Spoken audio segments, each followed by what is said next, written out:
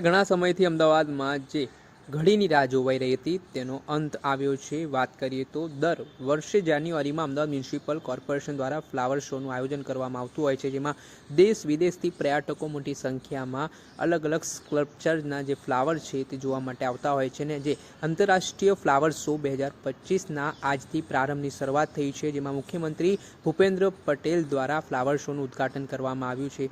સાથે જ રાજ્ય કક્ષાના મંત્રી જગદીશ વિશ્વકર્મા, કેબિનેટ મંત્રી ઋષિકેશ પટેલ, અમદાવાદના મેયર પ્રતિભા જૈન, અમદાવાદના સ્ટેન્ડિંગ કમિટીના ચેરમેન દેવાંગ દાણી, અમદાવાદના મ્યુનિસિપલ કોર્પોરેશનના કમિશનર એમ થેન્નારસન, સાથે જ રિક્રિએશન કમિટીના ચેરમેન જયેશ ત્રિવેદી સહિતના જે મહાનુભાવો છે તે ઉપસ્થિત રહ્યા હતા।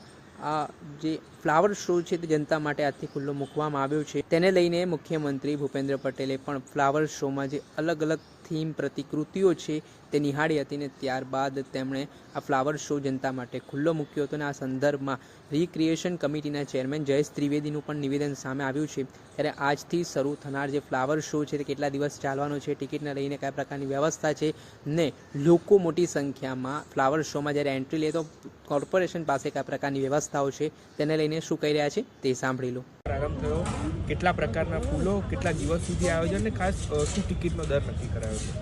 આજે માનનીય મુખ્યમંત્રી શ્રી ભૂપેન્દ્રભાઈ પટેલ દ્વારા અમદાવાદ ઇન્ટરનેશનલ ફ્લાવર શોને ખુલ્લો મૂકવામાં આવ્યો છે લોકો માટે। ઘણા બધા વિવિધ આકર્ષણો દર વર્ષે કરીએ છીએ, એનાથી વિશેષ આ વખતે કરવાનો પ્રયત્ન કર્યો છે।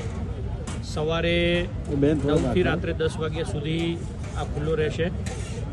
સવારે અને સાંજે બે એક કલાકના પ્રીમિયમ સ્લોટ રાખવામાં આવ્યા છે, સવારે 8થી 9, રાત્રે 10થી 11 માટે।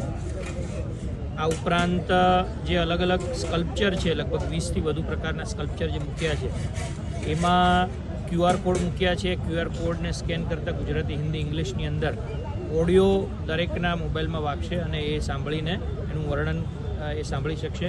આ ઉપરાંત વિવિધ ફૂડ સ્ટોલ્સ છે। વિશેષ વાત કરીએ તો મન કી બાતનો એક સ્ટોલ રાખ્યો છે। માનનીય વડાપ્રધાન શ્રી નરેન્દ્રભાઈ મોદી દ્વારા જે દર મહિને મન કી બાત કરવામાં આવે છે, એ મન કી બાતના વિવિધ એપિસોડની અંદર જે વિવિધ વાતો કરવામાં આવી છે એનો એક સ્ટોલ છે। આ ઉપરાંત આપણે જે અહીંયા પાછળ જોઈ રહ્યા છીએ એ બુકે, એ બિગેસ્ટ બુકેના ગિનિસ બુક ઓફ વર્લ્ડ રેકોર્ડમાં સ્થાન પામવા માટેનો એક પ્રયત્ન પણ અમદાવાદ મ્યુનિસિપલ કોર્પોરેશને આ વખતે કર્યો છે અને લગભગ એમાં આપણે સફળ થઈશું। આ ઉપરાંત વિવિધ બાળકો માટેના સ્ટોલ્સ છે, બાળકો માટેના ઝોન છે। કુલ 6 ઝોનમાં આ ફ્લાવર શોને વિભાજિત કરવામાં આવ્યો છે, એટલે મહિલા, બાળકો, વરિષ્ઠજનો, યુવાનો બધાને પસંદ આવે એ પ્રકારના 15 લાખથી વધુ અલગ અલગ પ્રજાતિના જે છોડ છે એ રાખવામાં આવ્યા છે।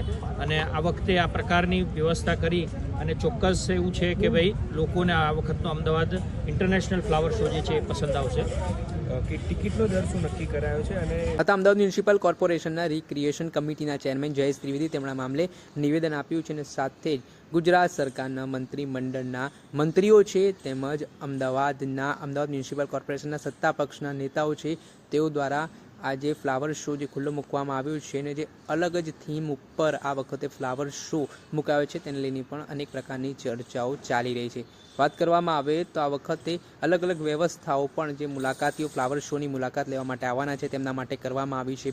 QR કોડ હોય કે પછી જે ટિકિટના દરની વ્યવસ્થા હોય, રાત્રે અલગથી એક સ્લોટ છે તે VIP દર્શન માટે જે લોકો ફ્લાવર શોની મુલાકાત લેવા માટે આવતા હોય તેમના માટે આ વ્યવસ્થા કરવામાં આવી છે।